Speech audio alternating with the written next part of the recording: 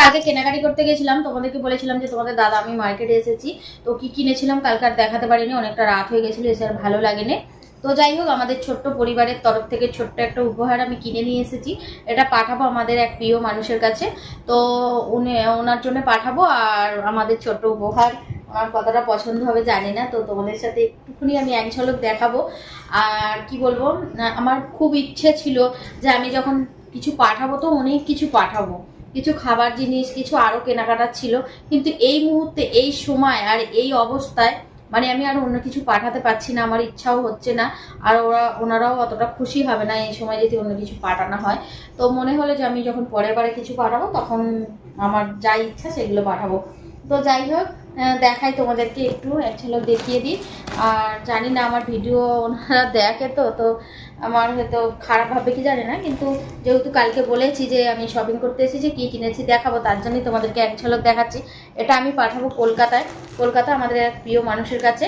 তো এটা আজকেই পার্সেল লেগে যেত, যেহেতু কার্টুনটা আনতে ভুলে গেছে, কার্টুনের মধ্যে এগুলো প্যাকিং হবে, পোস্ট অফিসে দেবো, তো তার জন্য তো কার্টুন আনবে, এনে কার্টুনের ভেতরে প্যাকিং করব, করে লেখালেখি করে অ্যাড্রেস দিলে তারপরে দিয়ে আসবে। আজকে আর টাইম হয়ে ওঠেনি, কালকে তোমাদের দাদা দিয়ে আসবে।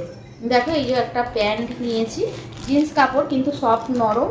আর এই জামাটা হচ্ছে আমাদের প্রিয় মানুষের জন্য, কেমন হয়েছে কমেন্ট করে জানিয়ে। ঠিক আছে, আমি আর বলছি না, কলকাতায় পাঠাচ্ছি, কলকাতা দমদম পাঠাচ্ছি, এইটুকুই বলবো।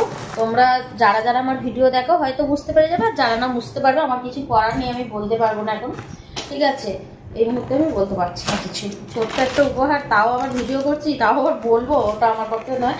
আর ভিডিওটা আমি করতাম না, আমি রেসিপি করছি। কালকে যেহেতু আমি ভিডিওতে বলে দিয়েছিলাম যে আমরা শপিং করতে এসেছি, তো তোমরা তখন বলবে দেখালে না, তার জন্য। দেখো একটা জামা নিয়েছি, এটা পুরো সেটের। আর এই পিছন দিকে প্যান্ট, এটাও আমি খুলবো না, খুললে আমি প্যাকিং করতে পারবো না, তার জন্য কেমন হয়েছে কমেন্ট করবে। এটা আমাদের পুচকু শোনার জন্য। ঠিক আছে, আমি কালো করে দিয়েছি ক্যামেরাটা, কেননা এই জামার কালারটা বোঝাতে পারবে না আমি। আর এখানে আমি একটা শাড়ি নিয়েছি, এই যে একটা শাড়ি নিয়েছি, এক ঝলকি দেখাবো। এই শাড়িটা নিয়েছি, ঠিক আছে। তো কেমন হয়েছে তিনটে জিনিস তোমরা কমেন্ট করবে। এই মুহূর্তে আমি অন্য কিছু আর দিতে পারছি না, ঠিক আছে, মানে দেওয়াটা ঠিকও না এখন। তো আমি পরের বারে আমি পাঠাবো কিছু, আমার মনের ইচ্ছে অনেক কিছু পাঠাবার ছিল, সেগুলো আর পাচ্ছি না, যেহেতু জয়পুর থেকে কলকাতায় যাবে। তো আমার ইচ্ছা ছিল যে আরও অনেক কিছু দেবো। তো যাই হোক, আমি পরের বারে পাঠাবো যখন আমার ছেলের জন্মদিন, কালকে বলছি, ভাদ্র মাসে।